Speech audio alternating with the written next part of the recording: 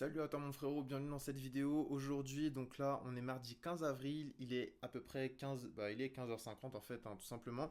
Et dans cette vidéo, en fait, je voulais te parler d'un sujet que je trouve quand même qui est assez important et que la plupart des gens, en fait, en tout cas dans le monde du fitness, ne mettent pas assez en avant. Et pourtant, c'est une chose que si tu l'as fait, ça pourrait énormément changer ta vie, non seulement sur l'aspect physique, mais en termes de discipline aussi, et psychologiquement, tu te sentiras beaucoup mieux si tu appliques ça. Admettons que tu viens de te réveiller et que ça fait depuis à peu près une dizaine d'heures que tu n'as rien mangé, tu commences à ressentir une certaine dalle, mais pas une dalle de nourriture, une dalle d'accomplissement, de motivation, de rage de vaincre, et c'est de ça dont on va parler en fait dans cette vidéo. Parce qu'aujourd'hui, je vais t'expliquer pourquoi est-ce que t'entraîner à jeun peut t'aider à non seulement brûler du gras, mais aussi ce qu'on appelle la graisse résistante, celle qui se trouve juste en bas des abdos là, tu sais, booster tes hormones et te rendre aussi sec qu'un kebab sans sauce. Si tu me suis depuis un petit moment, tu sais que actuellement je pratique l'OMAD, qui est de manger une seule fois par jour. Généralement, je fais mon entraînement dans la journée quelques heures avant mon premier repas, que ce soit du cardio ou autre. Là, par exemple, j'ai couru et je viens tout juste de sortir de ma douche froide, c'est pour ça que mes cheveux sont un petit peu mouillés. Et clairement, depuis que j'applique ça, frérot, je suis beaucoup plus performant et productif aussi. Mais bon, ça, c'est une autre histoire. Déjà, on va commencer. Faut savoir une chose, pour moi, en fait, ne pas prendre de petit déjeuner, c'est quelque chose qui est censé être naturel, qui est censé être basique. Et je peux comprendre, en fait, que la plupart des gens aujourd'hui ne seront pas forcément d'accord avec moi. Mais pour te poser une question simple, à l'époque de la préhistoire, je pense qu'il y a des milliers d'années en arrière, nos ancêtres se réveillaient avec du pain, des céréales, des miel pops et un shaker à la main. Alors non, pas du tout. Eux, frérot, c'était cardio intense direct dès le réveil pour aller abattre leurs animaux qu'ils allaient manger ensuite, sans shaker, sans pain et sans céréales ou flocons d'avoine. Là, ils étaient en mode survie. Et bizarrement, avoir de la graisse au niveau du ventre, c'était quelque chose d'extrêmement rare. Ce qu'il faut que tu comprennes ici, en fait, c'est que le corps humain, à la base des bases, il a été en quelque sorte conçu pour bouger en étant à jeun. Et là, je sais ce que tu vas me dire. Oui, il faut manger pour avoir de l'énergie pourtant. Alors, c'est absolument faux, parce qu'en fait, ce qu'il faut savoir, c'est que tu as déjà de l'énergie, t'as juste pas l'habitude de puiser dedans. Je m'explique. Quand tu vas manger,